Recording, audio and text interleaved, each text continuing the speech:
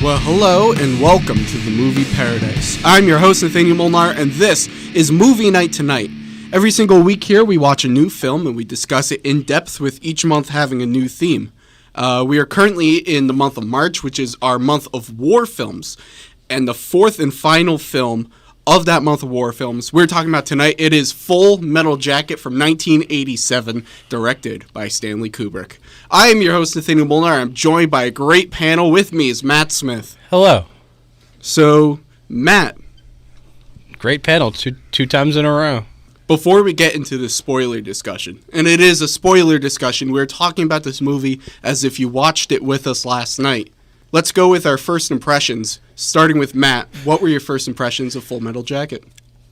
That's all I can really explain as it is a movie that has people in it, and they shoot guns and stuff, and there's a lot of stuff that goes on that I'm had difficulty processing at the time. It was good. I enjoyed it. It was weird, but that doesn't stop me from liking it. Mm-hmm. It was there was a lot of cool, very weird directions that it went. Some things I didn't expect to happen, and it was something. Yeah. So, and this was your first time seeing it, right? Yes, of course. Yes. This is the. Trust me, I am trying my best to describe it. It is a very strange movie. This was also my first time seeing it. Nice. And I will say, I'm as puzzled as you with some of the things that happened in the movie, but I would say I really like this movie a lot. Yeah.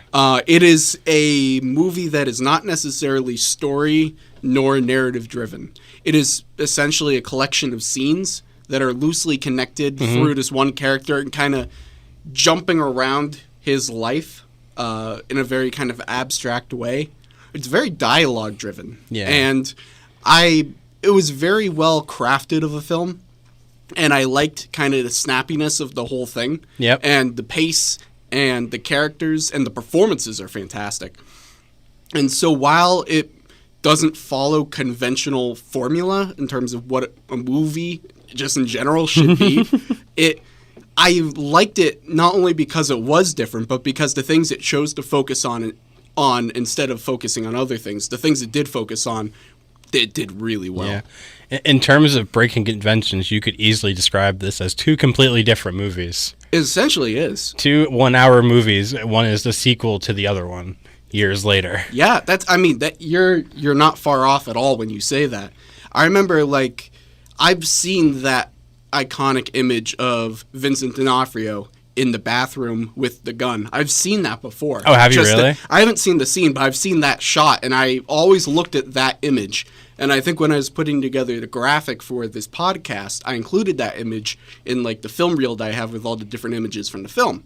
And I remember I was always looking at that image, and I just assumed that looked like a third act climactic part of the movie. That looked like what it was all building towards. And I almost wrote the movie in my head just figuring that was at the end of the movie. And for that scene and that storyline to be concluded in the first 40 minutes of the movie. Yeah, it was almost an hour, 45 minutes to an hour. Yeah, so what happens next? And you know what it's not unlike? It's not unlike 2001, A Space Odyssey, which it maneuvers so well between different storylines, and not just different storylines with different characters, but entire eras. Yeah. And you could look at Full Metal Jacket as having a similar story structure, or lack thereof, as 2001. Yeah, I can see that. I didn't actually consider that. I didn't think of that until just a second as I was talking. On the spot. On the spot. Dropping the film wisdom. Now, I had seen the war face. Let me see your war face. I've seen that scene many times because it has been edited. The full scene? No, just him screaming, "Let me see your war face," because that has been a meme on the internet for I can't tell you how long. And I did not expect that scene to be the second scene, only after a bunch of people getting the haircuts. Yeah. I did not expect that to happen. I didn't expect that scene to be that long either. No, he is grilling them for a long time. Yeah, no, it goes on for a very long time. And it's an intense scene. It's an interesting way to start the movie, to say the least. So while I was doing a little bit of research in his film, I was looking into that whole scene because I think I'd said to you while we were watching the movie, I'd said this, like, some of this has to be improvised because it feels so off the cuff, and it felt like they had to have improvised at least a little bit of it. But of course, we never really think of Kubrick as having that style or being one to allow improvisation because he's such a meticulous director. Wait, can I guess what it is? What? Can I guess if it's improv or not? There's no clear one way or other. Is it that the reactions that are improv, but what he was screaming was written? Well, so I've read multiple things that have different answers. Okay. I read one thing that said all of his lines were improvised. I read another one that said that it's a common misconception that all of his lines are improvised. And I read another one that said half of them were improvised and half of them were. So it's up in the air, but there at least was an element of improvisation from R. Lee Emery, who played the Sergeant Hartman. Mm-hmm. And I know there were certain, like the reach around line, that was improvised. Like there were a bunch of different elements that were improvised, if not the whole thing. Yep. So, and one thing that Kubrick is notorious for is he does a lot of takes. Yeah. Like he does like 50, 60, 70 takes for a lot of scenes. With this, they only did like 2 or 3 takes. Huh. Because Emery would just go off on a whole thing. And then they would just keep it going. And they're like, okay, well, let's try it again. Do something different. And they do it like 3 times. They're like, yeah, we pretty much have everything we need. Yeah, I like it. I couldn't tell. Yeah. It just, the writing of it, it's equal parts feeling like it's off the cuff and in the moment. And so perfectly in that moment. And then the other part of it equally is that it feels like it's so deliberately chosen and written and crafted. It has that blend to it that feels like it could really go either way. And so maybe that is the case, that it's really half and half. Yeah, I couldn't have a genuine... I thought I could guess it, but... Because at the same time seems like that it makes total sense for that to be said, just someone is just screaming at people, making it up as they go. But it also seems way too perfect to be... It seems too perfect to be real. Exactly. That's a great way to put it. I know Emery himself as an actor, he was in the military before he became an actor. Okay. And so he was basing a lot of what he said and how he performed really accurately based upon his experiences in the military. Oh, he was so ready to get revenge. Like, this is... Yeah.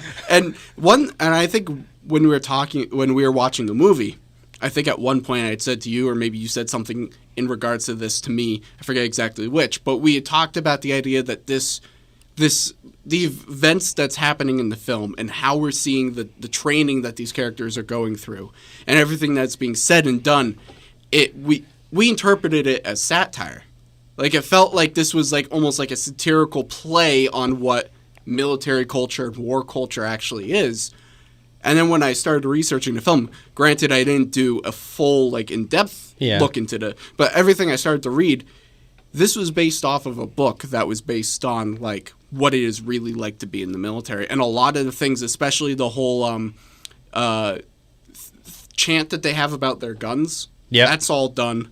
Although apparently I guess a detail is that they're usually completely naked during that.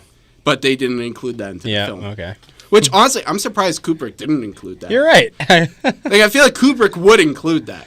I forgot who was making this movie for a second. I was like, oh, yeah, that makes total sense why they wouldn't show that. Yeah. No. That doesn't surprise me. I've heard things. I've done research here and there from personal to various history classes as, like, the tidbits of, like, hey, there's some messed up stuff that goes on. Yeah. Stuff that... for most people, I imagine, if they saw it, they would not believe it. Yeah. Like, as evident with us watching this movie. But no, I just think that's really interesting that we look at this and we immediately come from a perspective of, it has to be satire.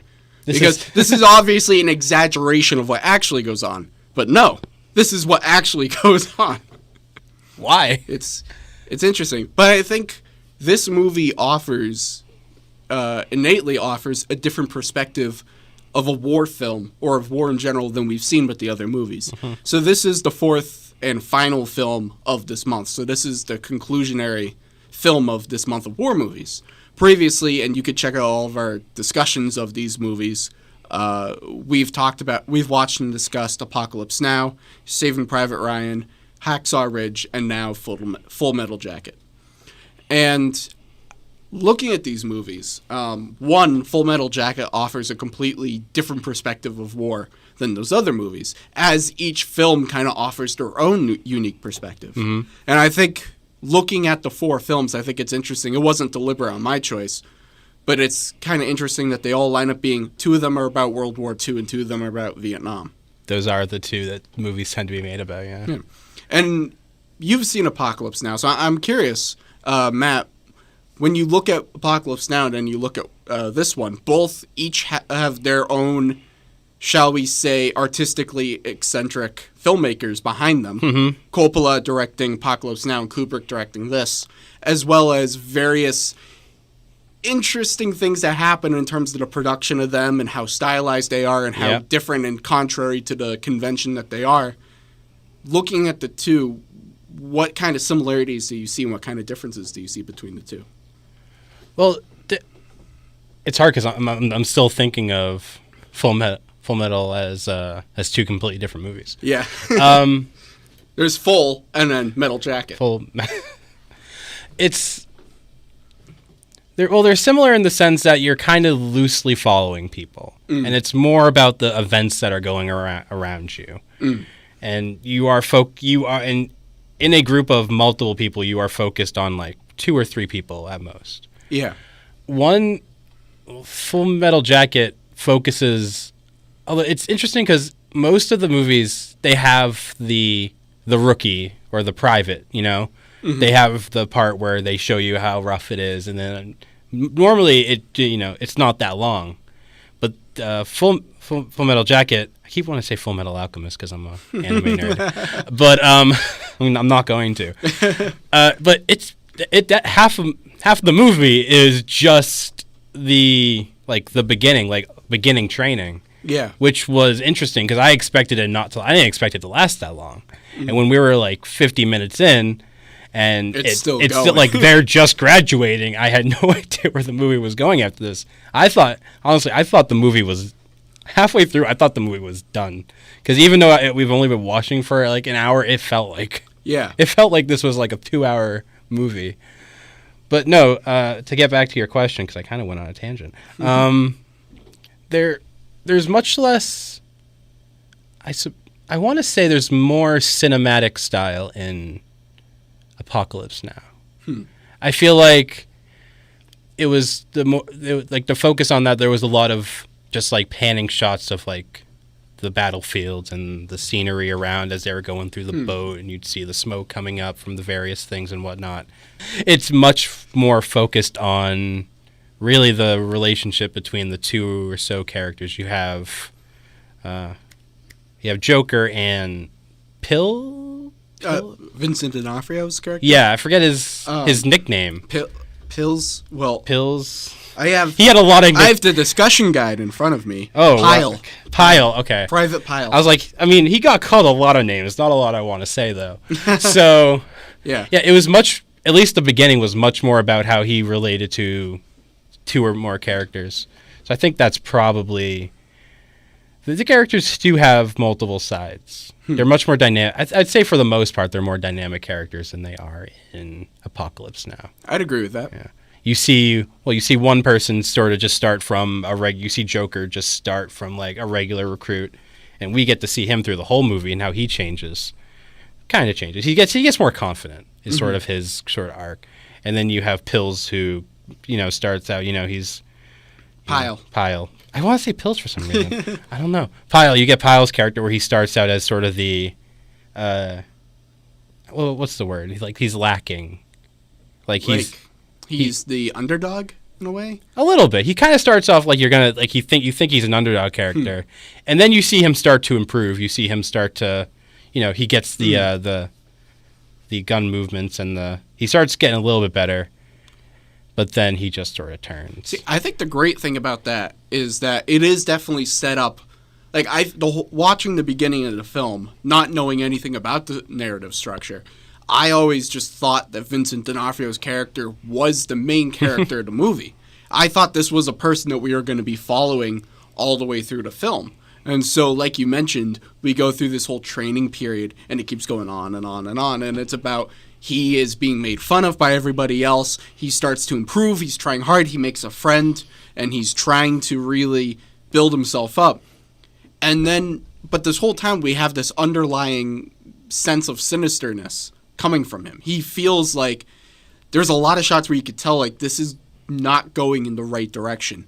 And I think at one point I said to you, I was like, is this going to end with him, like, shooting a bunch of people? And it does, but it doesn't end that way.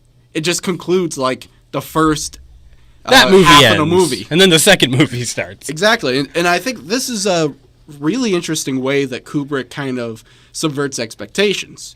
You can anticipate where the movie is going, but he kind of limits it to just the beginning of the movie, so that once you get over that hurdle and it kind of like a relay race kind of hands off to Joker and he becomes the main character, or rather it's kind of revealed that he is the main character the entire time, then you have no idea where the rest of the movie is going to go. Once you get over that big hurdle, that big quote-unquote climactic part of the film that you anticipate is coming, once you get past that so early in the movie, you have no idea where the movie's going to go. And Kubrick kind of utilizes that as a way to subvert expectations and then kind of propel us into the second act of the film. Yeah. The second act is much more of what you would expect from a war film. After this first part ended and we got back, I was like, okay, this is a war film now. I know what to at least expect now. There's going to be, gunfire back and forth. There's going to be bantering between people. Standard stuff that you would see. So the first part but it's the first half that you almost forget by the second part, because everything's going on and it's not addressed. The most that's addressed is when he meets Cowboy, I think his name was. So he's the only actual like reference to the first half of the movie. Yeah, that's what I picked up on. Like that whole event is kind of just dropped. It's just everyone's going on, and you're just kind of left waiting. Like, how is the first part of the movie going to affect the second part? Yeah, because it's a movie. That's what we expect to happen.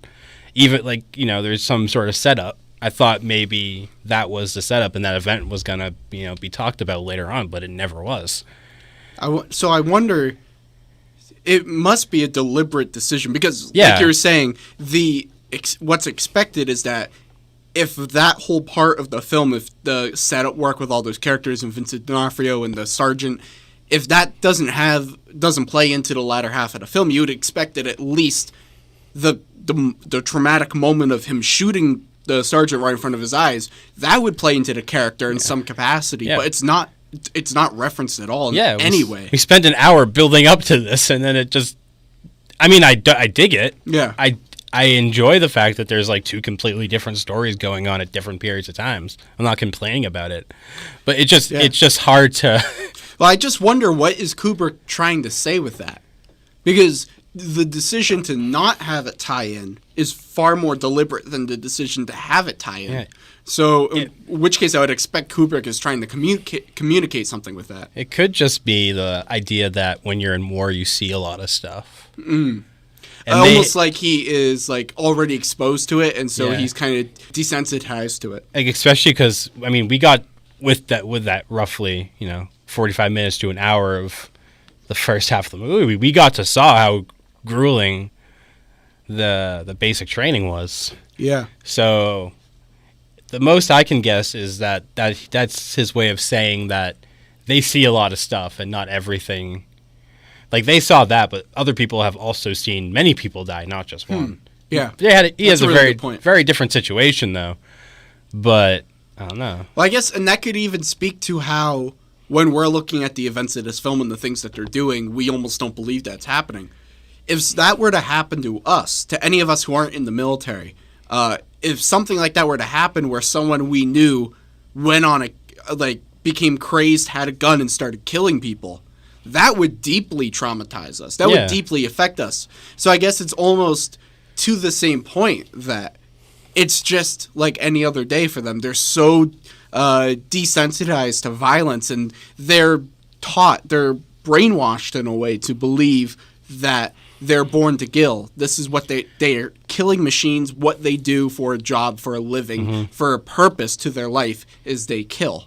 And so I guess that it just speaks to that whole larger thing that Kubrick is commentating on. And that is a pretty common, almost every war film has that scene where you see the contrast between the new guys and the people that have been in war for a while. And that sort of, the desensitization is something, it's every war movie sort of has it somewhere. Yeah. Whether it's a big important part, or if it's just like, very just like off, referenced very quickly. Almost every movie I can think of has something like that. Yeah. So it wouldn't surprise me if that was that for Full Metal Jacket. Yeah. And I think it's also interesting, like, the other films, I think you alluded to this earlier, the other films are very much focusing on war itself. And this, of the four that we've seen, this is really the only one that has a very small part of the movie actually in a battlefield. Mm-hmm. The rest of it is just kind of military life and strategy and training, and it focuses on so many different aspects of war. And, as we talk about war movies, there's so many different kind of war movies that we could talk about. We could talk about movies like Saving Private Ryan that put you in the action and you're just there in the middle of the war. Then you could have something like Darkest Hour, which is more of like a military strategy film, like about where do we move soldiers and where do we put armies and what do we attack, but you don't actually see the people on the ground actually doing it. There's so many, and then also, like, if we're talking about World War II, you can have Holocaust films. They're specifically about the concentration camps as opposed to the fighting of the actual war. When we're talking about war movies, there's such a breadth and diversity of kinds of war movies. Yeah. And I think with Full Metal Jacket, we kind of see that different perspective and a different look at not just what's going on the field, but rather kind of more just what is it like to actually be a soldier, not necessarily in the field. Yeah, I would definitely agree with that, and we definitely do get a good look at what it takes, at least, to be a soldier, and how so many people go through what we saw in basic training and still continue. I wonder if that's kind of why it's kind of if I say brainwashy, is that why so many people are able to get through it? Well, I don't think I think it has a negative connotation, but it's not an unfair thing to say when you're looking at what means of which they use. It's all about persuasion and mass persuasion. Yeah. And when you look at the tactics being used in the military, with the deliberate purpose to have people fall in unity and become part of one entity as opposed to being individualized people, and what purpose that serves in the strategy of war. These tactics that they use definitely fall under a form of mass persuasion or brainwashing. Yeah, be proud of your country, sort of die for your country is essentially that is what war is. Born to kill, meant to die, these kind of things, and treating like you treat your rifle. This is. Like, what did they say? There are many rifles like this, but this is mine. I've been saying that as a joke for, like, ever, where I just, like, hold up something. It's like, this is mine. There are many like it. I don't know. Is this where it came from? Have I been quoting this movie my whole life without knowing? Probably. I mean, if it's not the first place to have said it, it seems like it's one of those cases where it's, like, the first big place that it was said, so it would be contributed to that. Yeah. But... no, when they said that, I was like, oh, I've been saying that a while. I didn't know without knowing where it came from. So I guess when looking at this film, almost the whole Vincent D'Onofrio, the Pyle character's arc of the film, more or less speaks to an idea and a concept I've been talking about since Apocalypse Now, the toxicity of war. Mm-hmm. And how maybe Vincent D'Onofrio's character serves to almost be a cautionary tale to what can happen when you have this sort of mass conditioning and mass persuasion and brainwashing, and what can result in when you tell a person all their entire existence is to kill. This is what they're supposed to do. Kill, kill, kill. That is the only purpose you serve. And when you have that sort of conditioning constantly, 24 hours a day, and you have someone who is bullied and abused like Pyle's character, it is not out of the realm of possibility for that person to then take their rifle, their best friend that is made specifically for them, and turn it on other people. And so I wonder if maybe the purpose of that whole, what is later realized to be sort of detour of the film, is to kind of offer this cautionary tale.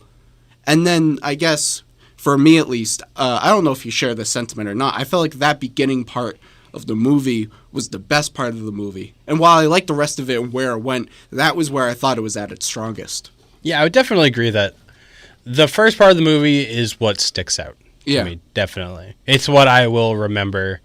And like I said, like I still think of it as two completely separate kind of movies because, you know, they're very different. Mm-hmm. But to talk about like the conditioning is a lot of war movies like to show you, or just I guess in general, they like to show you that, yeah, it's tough, but like look at the absolute perfect beings that come out of it. Mm. And this is sort of the like, especially like in Hacksaw Ridge, we also saw the character, you know, the beatings that can happen, you know, late night beatings because person X messed up and the entire messed up not quote, Hacksaw, unquote, messed up in the eyes of the people in charge, but like they mess up, the entire squad is punished, gets beat up at night. That happens in both movies, but we see completely different ways. One just makes them like, one we see, the resolve of these men in war. But this one we just saw that if you bully people, they can not turn out too good. Yeah. Which is something. And I guess the Hacksaw Ridge story, that's a little bit more personalized towards Desmond Doss as a character. When you have that level of abuse and that level of bullying, that's how his character turned out, and he was able to rise above it. And then the Private Pyle is kind of the antithesis of that, of when you bully and abuse someone, this is how they could actually turn out. And I think, like I said, the Hacksaw Ridge one is a little more personalized, so it's kind of innately has this more optimistic view of overcoming the odds. But this seems to almost be more like the dark reality of what can happen. Yeah. Well, there's also the person who goes through basic training and comes out loving war and loving to shoot people. They even commented on the movie, and they were talking about different mass shooters, and they said, what do all these people have in common? They got their training from the military. Oh, when they're praising guy Lee Harvey Oswald. The guy who killed Kennedy, like, I didn't expect that to happen. I didn't expect that to be something they would say. It's almost as if this film is saying that the desire to kill and the desire for destruction eventually supercomes that desire to protect one's country. That it surpasses it. Yeah. Eventually. Or it's like just the character, like there was two of them. There was the person in the helicopter that was just shooting people as they were flying by. And I remember at one point they were like, "You kill any women and children?" And he's like, "Yeah." He's like, "Why'd you do that?" He's like, "'Cause." That was basically the interaction that happened between the two. And then there was what was his name? The person with the sniper scene who was not following orders. I forget his nickname. I'm not sure. But those are two the characters are like that are like super comfortable in war, super comfortable with killing. Yeah, and you had the guy in the helicopter who just shooting at Vietnamese people. They're just going about their day. Yeah. He's just in a helicopter shooting them down for the sheer fun. Yeah, I feel like that's sort of the third. I feel like if you have like a spectrum of how people walk out of basic training or just war in general, you kind of have Pyles on one end And then on the complete opposite end of the spectrum, you have the guy in helicopter.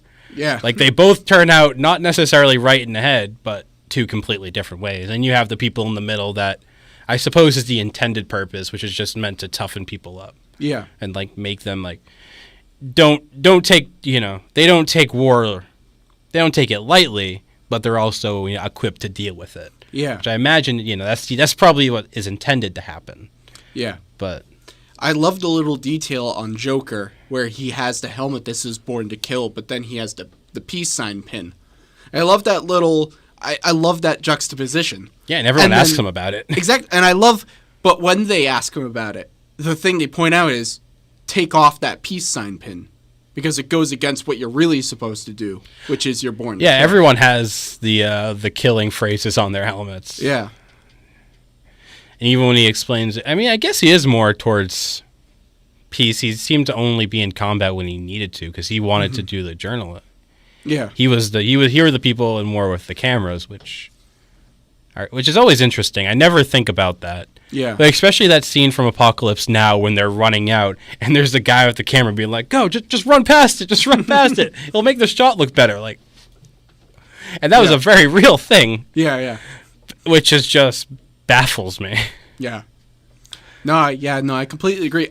Almost that element of the movie wasn't even played up enough, him being a journalist. I feel like that's a whole movie in of itself, of a journalist's experience in Vietnam. You're right. And I feel like that was just kind of like an added thing about the character. Oh, yeah, by the way, he's a journalist. Yeah. I mean, you got stuff like Good or Morning. writing, whatever. Yeah. He was writing something. Yeah, I mean, you also have movies like Good Morning Vietnam. Yeah. Where you are seeing it from essentially, you know, radio talk show host. But you are seeing those and how war affects them, people that aren't even on the front lines. Mm-hmm. You know, in the various countries in which we are in whatever war we're talking about. Yeah. But yeah, it was mentioned that he was going there, and then he said, "You can't go there. What are you doing?" And then we just see him later on talking to whoever, I guess it was the editor or whoever the guy in charge was. Yeah. Good for him. He got where he wanted to go, I guess. Inside every Vietnamese, there's an American waiting to break out. There were some disturbing yet funny lines in this film. It was funny in the sense that ridiculous. You just don't know how to react. Yeah. So you just start laughing. There were a lot of very offensive things that were said. Mm-hmm. I think that was deliberately the point, because I feel like it's not like those things aren't said really in the military. Yeah, but it's just like hearing it, actually tangibly. As he says, he respects all people while mentioning every racial slur in the book. Like, okay, I don't. There's a lot that doesn't make much sense, but yeah, I don't really know how to react to it, so I'm just not going to. Yeah. So that was a very first half of the movie thing. Yeah. It was very much that's one character. Yeah, but I feel like even just in general, like there's a lot of very stylized dialogue in this. Yeah. And it works for me. Like, I don't like. This is always a thing whenever people get upset about language being used in a film. I'm not saying anyone's specifically upset about Full Metal Jacket. I'm just saying this point. Just in general.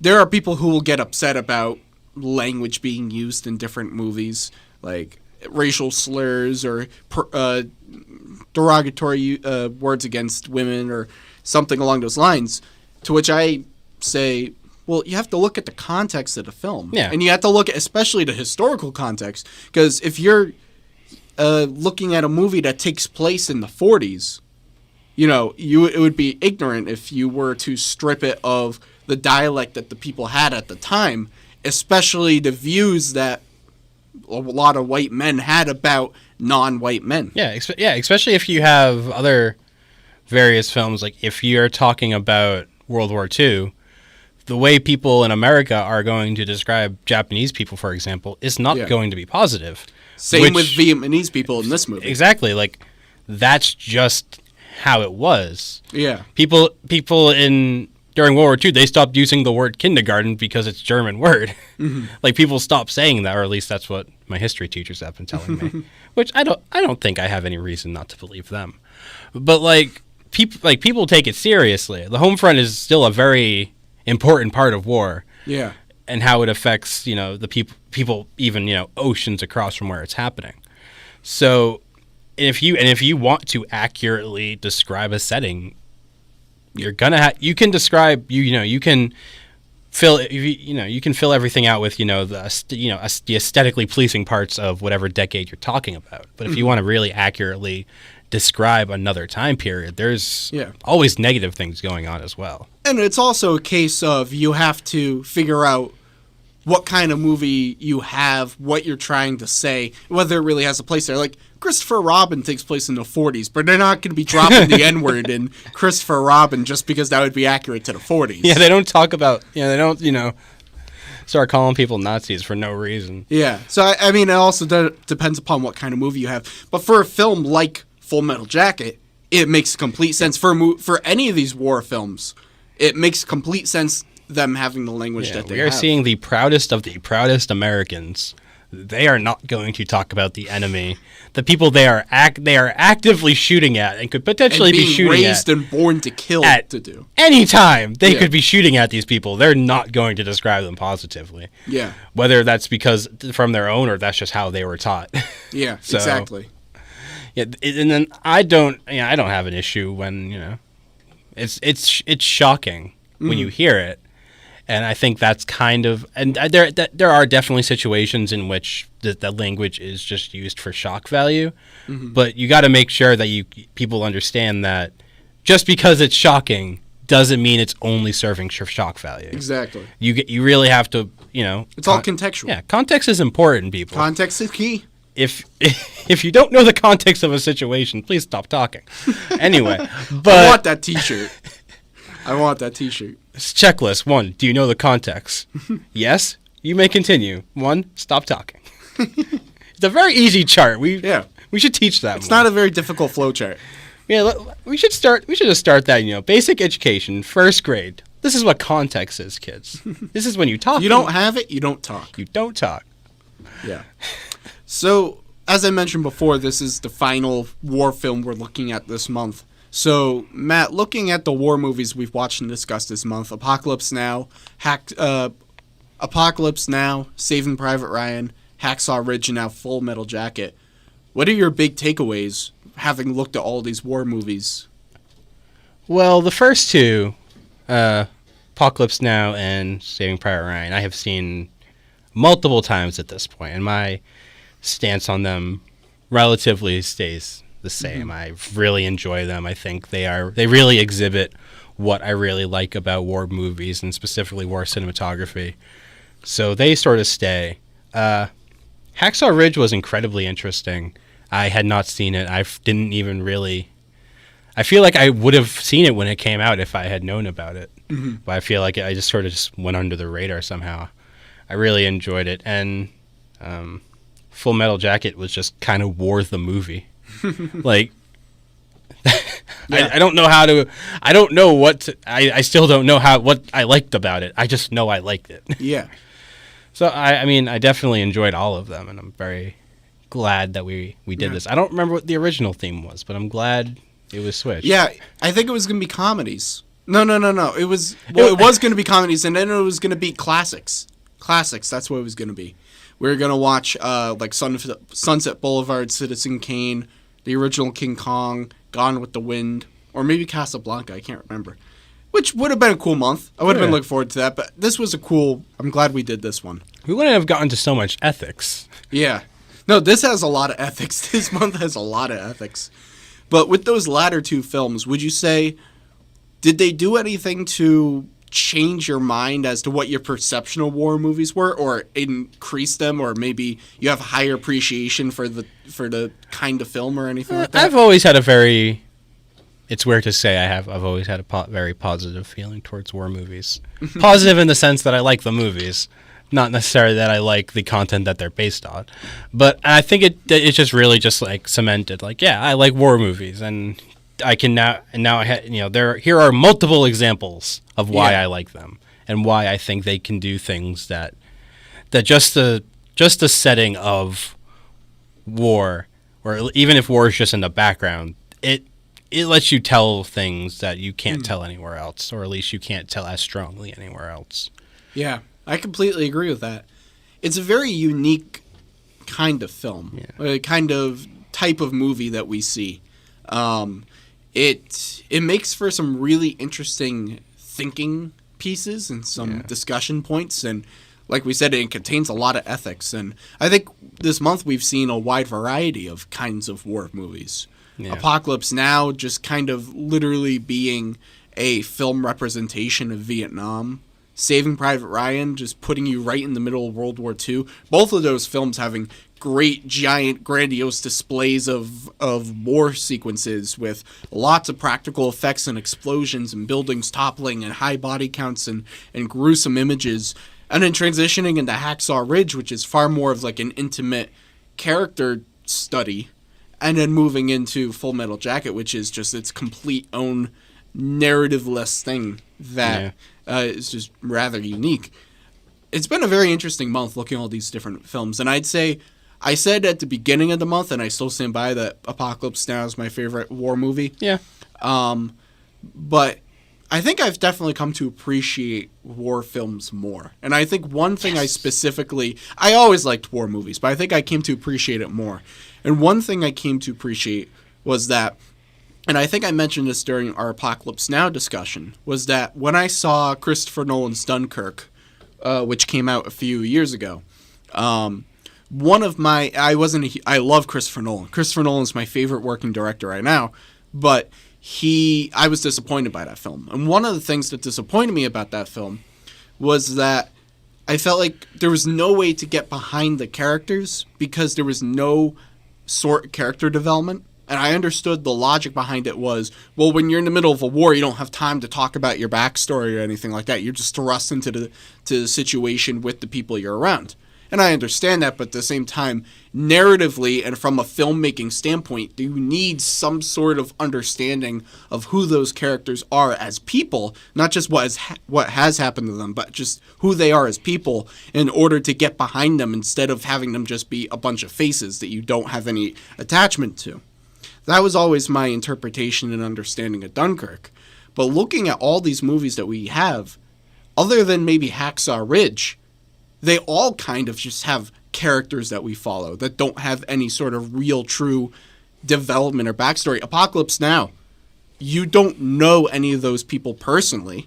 You don't know who they are, what they're like as people. You're just following them. Same with Saving Private Ryan, and same with Full Metal Jacket. Probably some of the characters in the first half of the movie have some more development. But even then, we don't know anything about where Pyle came from. We don't know anything about who the sergeant is other than the one note that he is, which is just screaming all the time. Until he dies. Exactly. We don't know who any of these people are. And so it almost makes me want to go and rewatch Dunkirk to be like, now that I kind of understand, that is the way you make war movies. But I guess in a different way, you look at Apocalypse Now, and each character, while we don't know who they are as people, they kind of have something about them that you can latch onto. They kind of have like characteristics that kind of shine out. Even with Full Metal Jacket, the main character is called Joker because he makes a lot of jokes. That's something you can latch onto, and that's something that makes him stand out among the rest. Yeah. And I didn't feel like Dunkirk personally had that, but now I'm more inclined to go back and watch it again and see, maybe having seen a few more war films and seeing the style that they take and seeing how a lot of them are rather similar to the style and the structure of Dunkirk, if maybe I appreciate that film a little more. Yeah, I would definitely be interested to... I haven't seen Dunkirk. Mm-hmm. I haven't seen it yet. But I've been meaning to, so... Yeah. We should watch it sometime. We should. Yeah. So, as we conclude our discussion, Matt, what would you say are your final thoughts on Full Metal Jacket? Final thoughts? It's something. I feel so bad not being able to give any actual answers, but like, what do you say about it? It wasn't what I expected. Mm-hmm. I expected it to more or less be a very standard war movie. I didn't expect to have it so different parts, and it really went into a lot of areas that I wasn't expecting it to. Mm-hmm. It was just very keep me on my toes the entire time. I genuinely didn't know what was going to happen. The way it just broke the structure. Yeah. It's like, especially like I said, after 20 minutes we weren't out of the basic training part of the movie, I was kind of caught off guard. Like, okay, are we going to be here the whole time? Yeah. We're an hour in, and I feel like I finished the movie. What am I gonna? I more or less expected just black screen for the next hour. So yeah, in short, it was. I thought I knew what I was gonna get going into it, and I didn't. Yeah. Yeah. No, I'd say I'm very much on a similar mindset as you. I really like how it does subvert expectations. I'll always appreciate filmmakers who kind of go against convention, as long as it's not to the detriment of the film. Yeah. I think we've all seen movies where the director, the writer is like, oh, it's going to be so edgy if I take convention and I just do the exact opposite, and I'm so cool and edgy because I'm doing things different. And then the movie's a complete pile of garbage. Yeah, like, you can do that, but you're not Kubrick. Exactly. I think I said this on another episode at one point, but it's about knowing when to use convention and knowing when to go against it. And I think this is definitely a film that subverts expectations. As we were just going into the whole thing on Pyle and how we all assume that's the movie, and then for it to wrap up so quickly and then go off into different directions, it's all about subverting expectations. And I think Kubrick is a director who does do that a lot, and he does that in a very effective way. Yeah, it's like everyone tries to do what Kubrick or what Tarantino does, but when they kind of forget that the reason they can do that is because they are Kubrick and they are Tarantino. Yeah, and they know much more about what they're doing. So it's like roll with conventions. Conventions are a pretty good guideline. Roll with conventions until you understand those conventions enough to break them. Don't just break them because they're conventions. Exactly. They're important. See, they're like training wheels for filmmakers. A lot of people start off with trying to break convention, but they have to understand those conventions and why they are conventions and why they work. Yeah, they want to be that before you break them. They want to be that breakout indie movie director sensation. They want to be Jordan Peele. Well, I guess Jordan Peele kind of breaks what I was saying about, unless you're Jordan Peele, okay? You have to have a very successful comedy career before you just start getting into weird horror stuff. That's essentially, he already broke the convention of who he was as a person, as an entertainer, by doing Get Out. Before you must break conventions, you must break your own conventions. Essentially. Yeah. And be the convention. So anyways, I really liked this movie a lot. I liked a lot of the things that it did differently. I liked how stylized it was. The dialogue was really kind of crisp and direct. Yeah. And it felt... It didn't hold any punches, which I liked about this movie. The performances are all excellent. I felt like I got punched by this movie. I feel like every time it was just like... Yeah. Can't see this, but I'm air punching. So anyways, that's going to conclude our discussion of 1987's Full Metal Jacket. And as I mentioned, this is the final film in our month of war movies, in the month of March. As we transition now into April, we are entering a new month, so we have a new topic. And the topic that we're going to be discussing in the month of April will be Edgar Wright movies. I am so excited. I'm so glad that Baby Driver is a thing that existed. Because I don't know if this month would happen if Baby Driver didn't exist. Because you love Baby Driver. Yeah. And I was just like, oh, okay. So when I first, around the first time I'm meeting Nathanael for real, the biggest movie at the time that he just saw was Baby Driver. And I love Edgar Wright, so yeah, it was just perfect timing that this happened. Stars aligned. Baby Driver was obviously my favorite movie of 2017. It is probably in my top 20 all-time favorite films. Do you want to just do the spoiler discussion now? I wish, but we get to watch it again before we do that. It's too bad that it's at the very end of the month because I wish all 4 weeks were Baby Driver. That would be incredible. Just a different discussion each time. Quick question, because I know we're running out of time. Are we allowed to sing during Baby Driver when we watch it? Yes. Okay, cool. I'll allow it because it'd be very difficult not to. Well, anyways, to announce what the slate of movies is, we unfortunately had to bump one of the movies from the Cornetto trilogy. I'm gonna let the audience guess which one. You probably can guess which one is getting bumped. But anyways, the least movies, good one. The movies we are going to be watching and discussing is Shaun of the Dead, Hot Fuzz, Scott Pilgrim vs. the World, Scott Pilgrim, and then Baby Driver. Dude, Scott Pilgrim's my favorite movie. It's gonna be a good. I love it. Expect Matt Smith to be on every single episode. I am running the Scott Pilgrim show. I am sitting in the main chair. I'm doing it. We just open up to, well, hello and welcome to the movie Paradise. My name's Matt Smith, and we're going to talk about Scott Pilgrim for 2 hours. 3 hour spoiler discussion. We're going to the movie frame by frame, people. Oh, it's going to be a good one. So, anyways, yes, next month is all Edgar Wright movies. Shaun of the Dead, Hot Fuzz, Scott Pilgrim versus the World, and Baby Driver. So keep your eyes out open for that. Well, once again, I'm your host, Nathanael Molnár. Thank you so much for listening, and thank you to Matt Smith for being here for this discussion. I'm a great panel. You are a great panel. So anyways, that's going to do it for our discussion. Be sure to like, comment, subscribe for more content. Be sure to follow us on all of our various social medias at Movie Night TNT. That's Movie Night TNT. And you can find us on Facebook, on Twitter, on Instagram. And there you can get our links to all of our YouTube, to our Spotify, to our iTunes, where new episodes of Movie Night Tonight drop every Saturday. So you can keep your eyes out on there for new episodes. And until our discussion next week of Shaun of the Dead, thanks for listening.